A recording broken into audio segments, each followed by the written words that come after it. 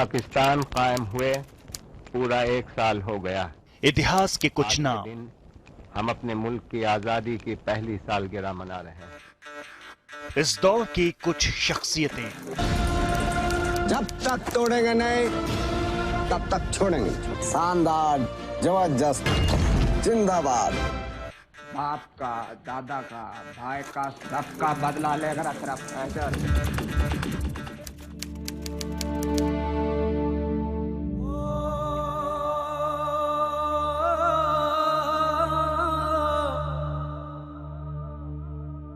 2013 के पहले तक मुजफ्फरनगर का नाम कई वजहों से जाना जाता था, लेकिन 2013 के दंगों के बाद यह पहचान बदल गई।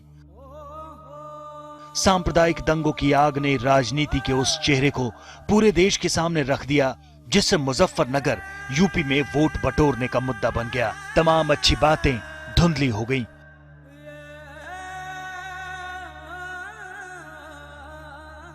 और बस एक ही बात याद रह गई, सांप्रदायिक दंगा। नेताओं के एक दूसरे पर आरोप, मीडिया की रिपोर्ट्स और पूरे देश में बहस। मुजफ्फरनगर के लिए मानो हर कहानी इन्हीं के इर्द गिर्द रह गई। तो क्या इस जिले का अतीत, इसका वर्तमान और इसका भविष्य यहां का मुद्दा नहीं है? चीनी की मिठास में डूबा मुजफ्फरनगर गन्ना किसानों की भूमि रही है। लंबे समय से यहां के किसान गुड़ का उत्पादन करते रहे हैं। इसके अलावा यहां इस्पात का उद्योग भी है। तो किसानों का मुद्दा और किसानों का वोट यहां की राजनीति के मध्य में रहा है। पर बदले हालात के साथ बहुत कुछ बदल भी रहा है। और अब जब धीरे धीरे चुनाव नजदीक आ रहे हैं तो नेता भी अपना हिसाब दे रहे हैं। जनता सवाल कर रही है। सवाल सांप्रदायिक दंगों के दर्द का है, सवाल विकास का है, सवाल सड़क, बिजली, पानी का है और भी बहुत कुछ है। इन सवालों का क्या जवाब है हमारे सियासतदानों के पास? यही जानने के लिए आज हम हैं मुजफ्फरनगर में और आप देख रहे हैं द स्टेट स्पीक्स। नमस्कार, मैं हूं उमेश श्रीवास्तव। ईटीवी के खास कार्यक्रम द स्टेट स्पीक्स में आपका स्वागत है। ईटीवी की टीम आज मौजूद है मुजफ्फरनगर में। यकीन आंख मूंद कर जिन्हें किया था जानकर, वही हमारी राह में खड़े हैं सीना तान कर। जो इनके भेद खोल दे, हर एक बात बोल दे। हमारे हाथ में वही खुली किताब चाहिए। घिरे हैं हम सवाल से, हमें जवाब चाहिए। मुजफ्फरनगर में आज मुजफ्फरनगर की जनता और मुजफ्फरनगर के नेता आमने सामने होंगे। मुजफ्फरनगर की जनता बेधड़क सवाल पूछेगी और मुजफ्फरनगर के नेताओं को बेबाकी से जवाब देना होगा। आइए सबसे पहले इस विशेष चर्चा में अपने खास मेहमानों से आपका तारुफ करा देते हैं। हमारे साथ समाजवादी पार्टी की तरफ से मौजूद रहेंगे गौरव जैन जी। हमारे साथ कांग्रेस पार्टी की तरफ से मौजूद रहेंगी बिल्किस चौधरी जी। हमारे साथ भारतीय जनता पार्टी की तरफ से मौजूद रहेंगे उमेश मलिक जी। और हमारे साथ राष्ट्रीय लोकदल की तरफ से मौजूद रहेंगे अभिषेक चौधरी जी। इसके अलावा हमारे साथ मौजूद रहेंगे मुजफ्फरनगर की जबरदस्त जनता। सबसे पहला सवाल हमारा समाजवादी पार्टी के प्रतिनिधि से है। पॉलिटिक्स की बिग फाइट शुरू होने वाली है। मिशन 2017 का आगाज हो चुका है। समाजवादी पार्टी किन उपलब्धियों के सहारे जनता के बीच जाएगी और कैसे मनाएगी? देखिए, 2012 में जब पूर्ण बहुमत की सरकार समाजवादियों की बनी थी तो मैनिफेस्टो जो हमारे नेतागण ने जारी किया था वो मैनिफेस्टो लगभग 100% समाजवादी सरकार ने, आदरणीय मुख्यमंत्री अखिलेश यादव जी सरकार ने पूरा कर दिया है। और उसी मैनिफेस्टो के सहारे और उसी विकास के राह के माध्यम से जो विकास का मील का पत्थर उत्तर प्रदेश में माननीय मुख्यमंत्री ने कायम किया है, उसके सहारे हम लोग चुनाव में। कैसे नंबर आएंगे कांग्रेस के मिशन 2017 में? हम लोग आम जनता से जुड़ेंगे। आम जनता की जो जरूरतें हैं उन्हें समझ के हम कार्य करेंगे। हम करते आए हैं और करते रहेंगे। ये बात की बात है कि उत्तर प्रदेश में हम 27 साल से नहीं है, इसका हम पे कोई ज्यादा प्रभाव नहीं पड़ता क्योंकि आम जनता हम लोगों से जुड़ी हुई है। और अब देखिए उसका असर आगे आगे आपको आम चुनावों में भी दिखाई देगा। कांग्रेस का दावा है कि उनकी सीटें बढ़ेंगी। भारतीय जनता पार्टी के प्रतिनिधि हमारे साथ मौजूद हैं। वादे, दावे, सपने, अब कौन सा नया पॉलिटिकल प्लान लेकर आप लोग उतर रहे हैं मैदान में? केंद्र सरकार की 2 साल की उपलब्धियां लेकर और केंद्र सरकार में 2 साल में किसी भी लोकसभा सदस्य या मंत्री के ऊपर समाज की तरफ से कोई उंगली ना उठने के विषय को लेकर, विकास के मुद्दे को लेकर भारतीय जनता पार्टी और जो सपा सरकार के द्वारा पूरे प्रदेश के अंदर अराजकता का वातावरण पैदा हुआ है, इन विषयों को लेकर हम समाज के बीच में, जनता के बीच में अपने चुनाव को लेकर जाएंगे। किसके साथ गलबहियां करने जा रहे हैं? क्या होने जा रहा है मिशन 2017 में, राष्ट्रीय लोकदल क्या करने जा रही है। बहुत प्रयास आपने किए, समाजवादी पार्टी के साथ प्रयास किए, बीजेपी के साथ भी आपने डोरे डालने की कोशिश की, और क्या करने वाले।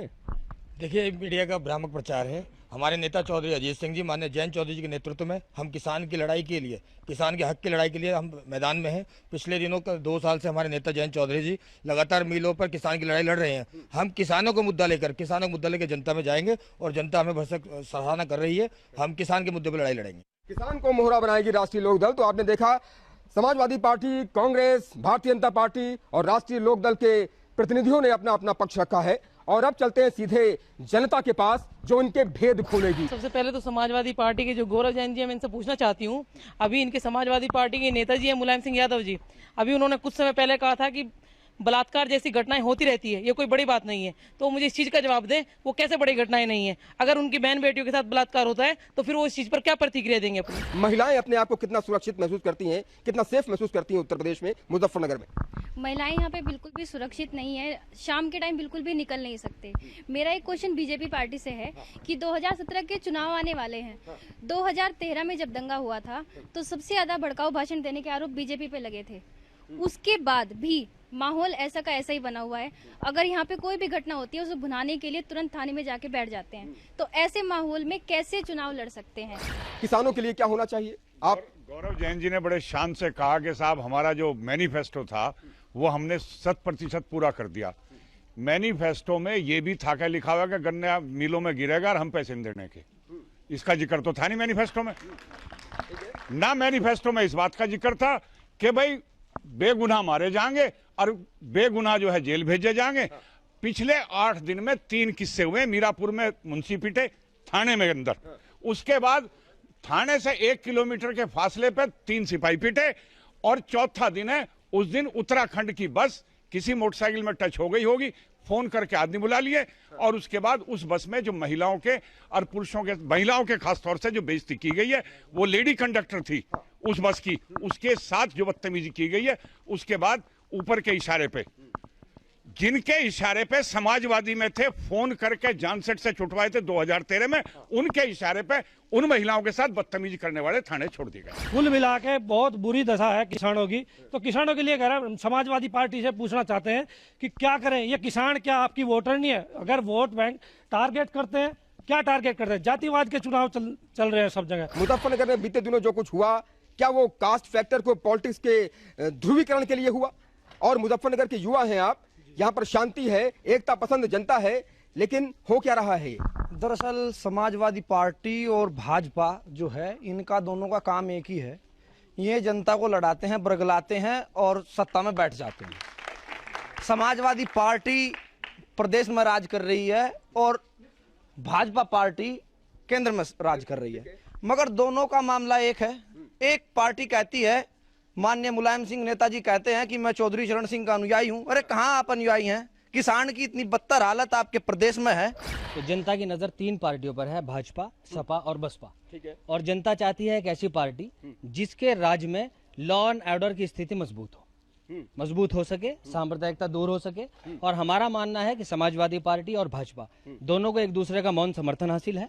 एक लोग दंगा कराते हैं, दूसरे उनका समर्थन करते हैं। सबसे पहले क्योंकि यहाँ जवाबदेही, समाजवादी पार्टी सत्ता में है तो उसी की जवाबदेही बनती है। मैं भाई, हमारे गौरव जैन साहब ने कहा मैनिफेस्टो, एक 18% मैनिफेस्टो और था उसमें मुस्लिमों के लिए, उसे भी नोट कर लेना कि वो मैनिफेस्टो में वो पूरा हो गया है नहीं। इस 4 साल की सरकार में, 4.5 साल की सरकार में एक बात, यहाँ जनता ना विकास चाह रही 4.5 साल से, ना किसी बात से चाह रही। बस ये चाह रही कि मैं सुबह को जाके शाम को अपने घर सुकून से आ जाऊं, तो मेरे लिए बहुत अच्छी बात होगी। भय का वातावरण है जबरदस्त, ये नहीं पता किस वक्त क्या माहौल खराब हो जाए। ये लॉ एंड ऑर्डर आपके सामने है, सब यहाँ मौजूद है, चाहते हैं कि सुबह को जाके शाम को अपने घर आ जाए। इसका जवाब प्रधानमंत्री का वो नारा जो इस मुल्क में, जिसने सबने विश्वास किया था कि सबका साथ सबका विकास, क्या ये इस मुल्क में मुसलमान मुक्त भारत में होगा या मुसलमान युक्त भारत में होगा? एक सवाल ये है। दूसरा सवाल ये है कि किस तरीके से हम लोग विकास की तरफ को बढ़ेंगे कि जब इस देश के कॉर्पोरेट घराने के 6 बड़े घराने इस मुल्क के, उनका सूचकांक उनका सेंसेक्स सबसे ज्यादा ऊपर होता है, लेकिन इस देश का वो गरीब तबका, वो मध्यम वर्ग आज महंगाई से त्रस्त है, आज व्यापारी अपने व्यापार से त्रस्त है। तो ऐसे में कहां जा रहा है ये देश, कैसे विकास करेंगे, ये मुझे बतला दें। कांग्रेस पार्टी राज बब्बर को ले आई मैदान में, शीला दीक्षित भी तैयार हैं। ऐसे में अब कांग्रेस पार्टी से कुछ सवाल पूछने के लिए बचा है जनता के पास? कोई सवाल है क्या, या फिर राष्ट्रीय लोकदल से कोई सवाल करना चाहेंगे? कांग्रेस से तो कोई सवाल की जरूरत ही नहीं महसूस करती है जनता उत्तर प्रदेश की। अगर जरूरत महसूस करती है केवल सपा से करती है कि सपा पार्टी ने पश्चिमी उत्तर प्रदेश को क्या दिया। पूछना चाहते हैं सपा सरकार से कि हमारा पैसा कहाँ है, किसानों का पैसा। और जनता चाहती है सुरक्षा, मेन चीज सुरक्षा। वो चीज हमें सपा सरकार बताओ कि हम लोग कैसे सुरक्षित रह सकें। अगर सुरक्षित हैं तो केवल हम सभी समाज के लोग भाजपा सरकार में सुरक्षित हैं, वरना सुरक्षित नहीं है। पहला प्रश्न मेरा समाजवादी पार्टी के नेताजी से है, प्रदेश में कहीं पत्ता भी खड़कता है तो मुख्यमंत्री को जानकारी होनी चाहिए। कौमी एकता दल का विलय हो गया और इतने बड़े पैमाने पर हो गया, खुद शिवपाल जी चले गए, मुख्यमंत्री को क्यों पता नहीं चला? महत्वपूर्ण बात। दूसरी महत्वपूर्ण बात यह है कि मुख्यमंत्री की सोशल मीडिया टीम ने आई सपोर्ट अखिलेशियन ने एक प्रचार करना शुरू कर दिया है कि मुख्यमंत्री भविष्य के प्रधानमंत्री हैं, अखिलेश यादव आने वाले कल के देश के नेता हैं। तो क्या मान गए हैं फाइनली आप कि 2017 में आप नहीं आ रहे, आगे प्रधानमंत्री बनेंगे? मेरा एक प्रश्न कांग्रेस, बिल्किस चौधरी जी हैं, जरा ये बताएं मुझे कि क्या कांग्रेस ने ये तय कर लिया है इमरान मसूद को लाने के बाद में कि जो प्रधानमंत्री की बोटी करने की बात करता है, मुसलमानों में कट्टर चेहरे को लेकर के आएंगे? कांग्रेस सेकुलरिज्म की बात करती है तो फिर कट्टर चेहरे वाले आदमी को कैसे वो वरिष्ठ उपाध्यक्ष बना दिए हैं? मेरा एक प्रश्न उमेश मलिक जी से है, आप प्लीज मुझे बताएं कि जिस तरह से पूरे भारत में और विश्व जगत में ऑर्गेनाइज्ड टेररिज्म है, ऑर्गेनाइज्ड क्राइम है, उस तरह से मुजफ्फरनगर में क्या ऑर्गेनाइज्ड दंगा एप्लीकेट हुआ था? मेरा एक प्रश्न अभिषेक चौधरी जी से है, आप राष्ट्रीय लोकदल से हैं, मुझे ये बताइए कि आपकी पार्टी के नेता लगातार पार्टियां से समझौता करने की बात चलती रहती है, तो जो आपके कैंडिडेट होते हैं क्या वो कंफ्यूज नहीं रहते अपने समीकरण बनाने में, हम किसके साथ जाएंगे? मोदी जी मन की बात करते तो जरूर है, मन की बात सुनते किसी की नहीं है। पूरे हिंदुस्तान में मन की बात हो रही है रेडियो पे, लेकिन सुनी नहीं जा रही है। FDI जो जिसका विरोध करते थे भाजपा वाले, उसको 100% तक खुद लागू कर दिया। इसका जवाब उमेश मलिक जी देगा। तो आपने देखा कि मुजफ्फरनगर की जनता ने कितने बेधड़क होकर के अपने सवाल पूछे हैं, क्या कहना चाहते हैं? मेरा सवाल बीजेपी के उमेश मलिक जी से है। जैसे मोदी जी ने बहुत अच्छे दिन ला दिए, आज की तारीख में हम राशन की दुकान पे जाने में भी घबराने लगे हैं। ऐसी स्थिति में क्या लोगों को लड़वा के ही वे विदेश में जाके चुनाव लड़ेंगे, या कोई और तरीका भी है आपके पास? ये दंगे के अलावा जैसे यहाँ के विधायक हैं, उनका नाम आया दंगा भड़काने में, इसी तरह के विधायक ही चुनाव लड़ेंगे या कोई और मुद्दा भी आप इसमें रिप्रेजेंट करेंगे? तो आपने देखा कि मुजफ्फरनगर की जनता ने अपने अपने सवाल पूछे और अब नेताओं से इनके जवाब लेते हैं। नेताओं के पास सबसे पहले हम समाजवादी पार्टी के नेता के पास आना चाहेंगे। ये कहा जा रहा है, सवाल ये आया है कि आखिर उत्तर प्रदेश के मुख्यमंत्री अखिलेश यादव को अपनी ही पार्टी के राज क्यों नहीं मालूम रहते? क्यों नहीं मालूम था कि जब मुख्तार अंसारी पार्टी में आने के लिए बेताब थे तो उस वक्त 2 दिन बाद उनको याद आया कि मुख्तार अंसारी शायद पार्टी में आने वाले हैं, या फिर उनको शिवपाल यादव ने कोई बयान दे दिया है? ये कितने मुख्यमंत्री हैं उत्तर प्रदेश में? सबसे पहले तो मैं एक ऐसा दाग जो जनपद मुजफ्फरनगर के ऊपर लगा, किन लोगों की वजह से लगा और किस प्रकार समाजवादी ने उस पर मरहम रखा, मैं सिर्फ उन बातों का जिक्र नहीं करूंगा, बल्कि उम्मीद ये करूंगा कि जनपद मुजफ्फरनगर उत्तर प्रदेश उस दंगे के दंश से उभर चुका है और वो उभरना चाहता है और आगे बढ़ना चाहता है। तो ऐसे काले धब्बे को बार बार याद नहीं किया जाए जिसे आम जनता भुलाने की तरफ बढ़ रही है। उसे सिर्फ वो लोग याद कर सकते हैं जिन्हें उस दंगे से लाभ होगा। मेरा अनुरोध सबसे ये है कि उस दंगे की बात को ना किया जाए तो बेहतर होगा। दूसरी बात जो हमारी एक बहन ने कही, कानून व्यवस्था, लड़कियां छेड़ी जाती हैं, इस तरह की बात मेरे सामने आई। देखिए, मैं मानता हूं समाजवादी पार्टी ने बहुत सारी योजनाएं दी, उन्हें क्रियान्वित भी किया, लेकिन मैं ये भी मानता हूं कि सरकार सिर्फ नीति से नहीं चलती, उसके लिए नियत का होना बहुत जरूरी है। और माननीय मुख्यमंत्री जी की नियत कई मौकों पर हमारे सामने आई, कई मौकों पर पता चला कि किस प्रकार वो महिलाओं की सुरक्षा के लिए गंभीर हैं। उन्होंने 1090 वुमेन पावर लाइन चालू की, जिसमें महिलाएं फोन करके अपने लिए किसी भी समस्या को रख के उसका हल ले सकती हैं। सिर्फ नीति नहीं, नियत भी माननीय मुख्यमंत्री के सामने आती है तब जब वो महिलाओं की सुरक्षा के लिए 1090 चालू करते हैं। तब माननीय मुख्यमंत्री जी की नियत सामने आती है जब वो प्रत्येक जिले के डीएम और एसएसपी के लिए आदेश देते हैं कि किसी महिला के साथ छोटी छोटी घटना भी हो तो स्वयं जाकर स्वयं उसका जानकारी लेकर और उस महिला को तुरंत सुरक्षा की जाए। और उसके अलावा भी मैं आपके चैनल के माध्यम से कहता हूं कि हर जिले में हम समाजवादी पार्टी कार्यकर्ता मौजूद हैं। हमारी माताएं बहनों को कहीं भी किसी प्रकार से कोई दिक्कत होती है और कोई भी अगर अधिकारी उनकी मदद नहीं करने का काम करता है तो हमें बताएं, निश्चित ही हम उससे माननीय मुख्यमंत्री जी को अवगत कराएंगे और हमें विश्वास है कि ऐसे अधिकारियों पर भी कार्रवाई होगी जो संवेदनहीनता के साथ हमारी महिलाओं को सुरक्षा देने में कभी कभार कहीं चूक कर देंगे। संतुष्ट हैं कि आप लोग नेताजी के जवाब से संतुष्ट हैं? हाथ दिलाकर बताइए या फिर हाथ खड़ा करके बताइए। नहीं संतुष्ट है, क्यों भाई?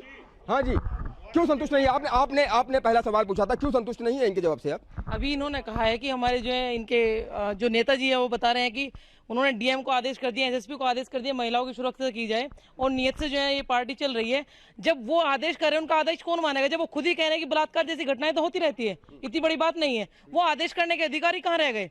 और 1090 की आप बात करते हैं तो 1090 के लिए मैं स्वयं इस चीज की प्रत्यक्ष गवाह हूं। उस पर जब आपके अधिकारी बात करते हैं तो महिला से पूछते हैं छेड़छाड़ कहाँ हुई, किस तरीके से हुई, किस रूम में हुई, कौन से 1090 की बात हुई है? कौन से 1090 बताइए जरा, किस 1090 की बात आप कर रहे हैं? ये महिला क्या कह रही है? मैं नहीं समझता ये कौन से 1090 की बात है, लेकिन जिस 1090 की मैं बात कर रहा हूं उसने प्रदेश के अंदर बहुत महिलाओं को सुरक्षा प्रदान की है। उसके सबूत भी हैं, उसकी गवाह भी हैं और उसके कई प्रत्यक्ष उदाहरण मेरे सामने हैं। अगर कोई किसी पार्टी विशेष की मानसिकता से ओतप्रोत होकर और समाजवादी पार्टी पर लांछन लगा देगा तो वो ठीक नहीं है। ये भी एक बढ़िया जवाब आपने दिया कि अगर कोई सवाल आ जाए तो आप कह दीजिए कि पार्टी से ओतप्रोत हो गया। कांग्रेस पार्टी के लिए सवाल क्यों नहीं आते हैं? कोई आपसे सवाल करना क्यों नहीं चाहता है? क्यों, क्या कारण है? हम जनता का दर्द समझते हैं, उसे दूर करने के लिए कार्य भी करते हैं। हम 27 सालों से यूपी से दूर हैं, क्योंकि यहाँ इसीलिए दूर नहीं है, दूर इसलिए हैं क्योंकि यहाँ की क्षेत्रीय पार्टी है। एक दफा मायावती जी आ जाती है, एक दफा मुलायम जी आ जाते हैं। इसलिए हैं आप क्योंकि जब चुनाव आते हैं तब तो आप लोग जाग जाते हैं और उसके बाद मुंह में चद्दर डाल के सो जाते हैं, ये कारण है। ये आपका वक्तव्य है, जनता का नहीं है। जनता जो है वो बता देगी आपको, आने वाले चुनाव में ही बता देगी। इमरान मसूद जी पे आपने अभी पीछे से एक सवाल किया था भाई साहब ने जी, गंभीर सवाल किया। मेरे हिसाब से तो वो झूठा आरोप था उनके ऊपर। आप कहते हैं कि उस बयान के ऊपर उन पे कार्रवाई हुई या वो दोषी हैं, तो आप ये देखिए क्या सिर्फ उन्हें मुसलमानों ने वोट दी? नहीं, उन्हें हिंदू ने भी वोट दिए, उन्हें मुस्लिम ने भी वोट दिए, उन्हें सिख ने भी दिए, उन्हें ईसाई ने भी दिए। वो सबके प्रिय नेता है। उसका जीता जागता जो देवबंद में सीट निकली है माविया की, वो आपको वहाँ की जनता बता देगी कि वो क्या दोषी हैं। इसके अलावा एक बार ये मुझे बताइए कि कांग्रेस पार्टी किसके सहारे चुनावी नैया पार करने की कोशिश में है? क्या प्रियंका जी आ रही हैं? प्रियंका के सहारे आप लोग हैं या राहुल गांधी के सहारे हैं? एक नाम बताइएगा, प्रियंका गांधी या राहुल गांधी? देखिए, प्रियंका जी जो है वो अब तक 2 सीटों पे जो है प्रचार प्रसार करती थी, लेकिन वो चाहती हैं, जनता की मांग है क्योंकि जनता चाहती है प्रियंका जी चुनाव प्रसार में आए, वो चुनाव प्रचार प्रसार करेंगी। अमेठी में प्रियंका का डंका, ये नारा वहाँ चलता है, तो क्या ये प्रदेश में डंका बजेगा? पूरा जोर से बजेगा और जनता की मांग है, ये हमारी मांग नहीं है। जनता जो है, यहाँ की जनता बार बार कह रही है कि प्रियंका जी को आनी चाहिए। राहुल का डंका क्यों नहीं बज पा रहा? नहीं, राहुल जी हैं, राहुल जी क्यों नहीं है? राहुल जी हमारे प्रिय नेता हैं, वो राष्ट्रीय उपाध्यक्ष हैं और इंशाल्लाह आने वाले टाइम में वो हमारे राष्ट्रीय अध्यक्ष बनेंगे और प्रधानमंत्री जी का भी चेहरा हो सकते हैं। राजनीतिक सूखे में नाव कैसे चलेगी ये हम भी देखेंगे। भारतीय जनता पार्टी के प्रतिनिधि हमारे साथ मौजूद हैं। जनता के सवाल आपने सुने, जवाब दीजिए उसी जोरदार तरीके से जिस जोरदार तरीके से जनता ने सवाल पूछे हैं। जब से केंद्र में सरकार बनी सबसे पहले किसानों की सोच देश के प्रधानमंत्री के अंदर आई। सबसे पहले 4500 करोड़ रुपए गन्ने के भुगतान के लिए दिए, फिर 6000 करोड़ रुपए दिए। सारा का सारा पैसा डकारने का काम उत्तर प्रदेश सरकार ने किया। कौन से वादे आप करना चाहते हैं, क्या कहना चाहेंगे? कोई सवाल भी करना चाहते हैं क्या मुजफ्फरनगर की जनता से? आप पूछना चाहते हैं, जनता से कुछ पूछना चाहते हैं? हाँ, मैं जनता से पूछना चाहता हूँ, जब से भारतीय जनता पार्टी की सरकार केंद्र में आई आज तक किसी मंत्री के ऊपर या लोकसभा सदस्य के ऊपर कोई भ्रष्टाचारी की उंगली उठी है? क्या बताइए जनता। चलिए ठीक है, बताइए सवाल किया है। उमेश मलिक जी ने कहा कि किसानों के भुगतान के लिए 4500 करोड़ रुपए केंद्र सरकार ने दिए, कुछ ऐसा कहा ना आपने? तितावी मिल है बराबर में, मैं भी उसी मिल का किसान हूँ, मेरा सबसे बड़ा बॉन्ड उस मिल का है, मेरे पर तो एक पर्ची का पैसा नहीं आया। उमेश मलिक जी, किसी एक MP MLA ने भ्रष्टाचार किया कि नहीं? पूरी भाजपा सरकार ने भ्रष्टाचार किया। 45,000 का टेलीकॉम घोटाला अभी अभी खुला है, उस पर ये बोलते क्यों नहीं कुछ भी? जनता ने मुखर होकर किस अंदाज में अपने सवाल नेताओं से पूछते हैं। सीधे चलते हैं भारतीय जनता पार्टी के प्रतिनिधि के पास और उनसे पूछते हैं कि आखिर अब उनके पास इन सवालों के क्या जवाब हैं। स्ट्रेट क्वेश्चन है आपके लिए उमेश मलिक जी, क्या स्ट्रेट जवाब है? नरेंद्र मोदी जी कोई हिंदू मुस्लिम बंटवारा करने वाली कभी बात नहीं की। वे हमेशा पूरी जनता को, हिंदू हो या मुस्लिम, एक साथ लेकर चलते हैं, सबका विकास बराबर करते हैं। कोई कानून अब तक केंद्र सरकार के द्वारा ऐसा नहीं बनाया गया जो केवल मुस्लिमों पर इम्प्लीमेंट होता हो या हिंदुओं पर इम्प्लीमेंट होता हो। ऐसी अगर कोई बात कह रहा है वो बिल्कुल गलत कह रहा है। चलिए ठीक है, ये चुनावी बयान बह रही है, इसलिए बयानबाजियों का दौर भी बदलता रहता है। ठीक है, राष्ट्रीय लोकदल के प्रतिनिधि के पास हम आते हैं। आपकी पार्टी का भी एक विधायक है मुजफ्फरनगर में, एक सीट आपके पास भी है, क्या किया विधायक जी ने? आरएलडी का विधायक ने पूरे 5 वर्ष से काम कर रहा है क्षेत्र में, और क्षेत्र में विकास करे हमारी सरकार नहीं है, पर उसकी विधायक नीति का पूरे कार्य चल रहा है। ट्रामा सेंटर खतौली में बन रहा है। मैं आना चाहता हूँ भारतीय जनता पार्टी ने क्या किया। भारतीय जनता पार्टी ने अब दंगा हुआ, स्ट्रिंग में पकड़े गए, सारी चीजें उनका राष्ट्रीय अध्यक्ष उनसे जांच कराने को मांग रहा है कि मैं अपने विधायक की जांच कराऊंगा। जनता से क्या कहना चाहेंगे, कौन सा लॉलीपॉप देंगे? जनता से हम ये कहना चाहिए, कोई लॉलीपॉप भारतीय लोकदल राष्ट्रीय लोकदल नहीं देती है। राष्ट्रीय लोकदल किसान की लड़ाई लड़ रहा है। आप ये देखिए, इस जिले में करीब 16 लाख वोटर है। 16 लाख वोटर में मात्र 2 लाख वोटर से व्यापारी है, 14 लाख लोग किसान है। और किसान का जो भुगतान नहीं हो रहा है, गन्ने का भुगतान नहीं हो रहा है, तो वो बाजार में नहीं आ रहा है। जब बाजार में वो पैसा लेकर नहीं आ रहा, तो उनके दुकानदारों की दुकान नहीं चल रही है। आज किसान त्रस्त है। हमारे राष्ट्रीय महासचिव जी जयंत चौधरी ने 3 बार धरना, पूरा दिन शामली बीर पे बैठे रहे, वहां पे 17 करोड़ पे पेमेंट कराया, पूरा दिन बुढ़ाना बैठे रहे। हमारे राष्ट्रीय अध्यक्ष और राष्ट्रीय महासचिव धरने में बैठ के भुगतान करा रहे हैं। किसान की लड़ाई आज राष्ट्रीय लोकदल लड़ रहा है। राष्ट्रीय लोकदल इस जनपद की 9 सीटों पर जीता है। आप राष्ट्रीय लोकदल का पुराना इतिहास भी आज लोग करें, हमारा एक विधायक है, आज सबका ऊपर नीचे चलता रहता है। भारतीय जनता पार्टी भी पहले बहुत बड़ी पार्टी नहीं थी। ठीक है, तो आपने देखा मुजफ्फरनगर की जनता ने सवाल पूछे, मुजफ्फरनगर के नेताओं ने जवाब दिए। मुजफ्फरनगर में कुल 6 विधानसभा सीटें हैं, 3 पर बहुजन समाज पार्टी का कब्जा है, 2 पर समाजवादी पार्टी का कब्जा है वर्तमान हालत में, और 1 पर राष्ट्रीय लोकदल का कब्जा है। अंतिम सवाल, ईटीवी की इस पहल के बारे में क्या कहेंगे और क्या जनता से कहेंगे? पहले तो मैं आपको बहुत बहुत बधाई दूंगा, और मैं आपको बधाई इस बात की भी दूंगा कि आप जनता की बातें सरकार तक भी पहुंचा रहे हैं, और हम लोगों की जो मंशा और नियत है वो भी जनता तक पहुंचाने का काम कर रहे हैं। उसके लिए आप लोगों का बहुत बहुत धन्यवाद। शुक्रिया आपका। तो समाजवादी पार्टी के प्रतिनिधि, आप क्या कहेंगी, ईटीवी की इस पहल के बारे में क्या कहना चाहेंगी? मैं कहूँगी ये आप कितनी खुश हैं आप? मैं खुश इसलिए हूँ कि यहाँ जो जनता बैठी है, जनता के सवाल जवाब हम लोगों से पूछ रहे हैं। ये सवाल जवाब टीवी पर आएंगे, जनता पहचानेगी कौन काम कर रहा है, कौन नहीं कर रहा है, कौन कितने वादे निभा रहा है, कौन सब बेटी बचाओ विकास के नारे कौन पूरे कर रहा है, कौन नहीं कर रहा है। एक शेर के साथ अपनी बात को विराम दूंगी। कोई कहता है हिंदू खतरे में है, कोई कहता है हिंदू खतरे में है, कोई कहता है मुस्लिम खतरे में है। धर्म का चश्मा उतार कर देखो, पूरा हिंदुस्तान खतरे में है। जय हिंद, जय भारत। क्या बात है, तालियां हो जाए भाई, अच्छी बात कही इन्होंने। ठीक है। अब हम अंतिम राउंड में हैं। ईटीवी की इस पहल के बारे में क्या कहेंगे, और ये हिंदुस्तान खतरे में जो बात कही जा रही है इसके बारे में क्या कहेंगे? मैं सबसे पहले तो आपको बहुत बहुत बधाई देता हूं कि आप लोग मुजफ्फरनगर आए और नेताओं को और जनता को रूबरू किया, इसके लिए बहुत अभिनंदन, बहुत स्वागत। और ये मैं दावे के साथ कहता हूं कि 2 वर्षों की उपलब्धि देश के प्रधानमंत्री की, अगले 3 वर्षों में इतनी उपलब्धियां होंगी कि नया भारत बनने जा रहा है। इस बात का विश्वास मेरी जनता रखेगी। इस बात के साथ धन्यवाद। तो शुक्रिया आपका। और हमारे साथ राष्ट्रीय लोकदल के प्रतिनिधि यहाँ पर मौजूद हैं। ईटीवी की इस पहल के बारे में आप क्या कहेंगे?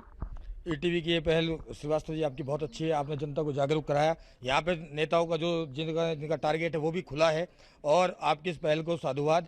किसानों की बात उठ के आई है। आने वाले समय में, आने वाले चुनाव में राष्ट्रीय लोकदल एक बहुत अच्छा रूप से उभरेगा, और जनता की लड़ाई हम लोग लड़ रहे हैं। ये शुक्रिया आप लोगों का, बहुत बहुत शुक्रिया मुजफ्फरनगर के नेताओं का, मुजफ्फरनगर की आवाम का। लहू पसीना एक कर जो पेट तक न भर सके, करें भला तो क्या करें जो जी सके न मर सके, उन्हें इस आसमान में सुर्ख आफताब चाहिए। हमारा हक हमें जनाब चाहिए। मुजफ्फरनगर की जनता का बहुत बहुत शुक्रिया, मुजफ्फरनगर के नेताओं का बहुत बहुत शुक्रिया।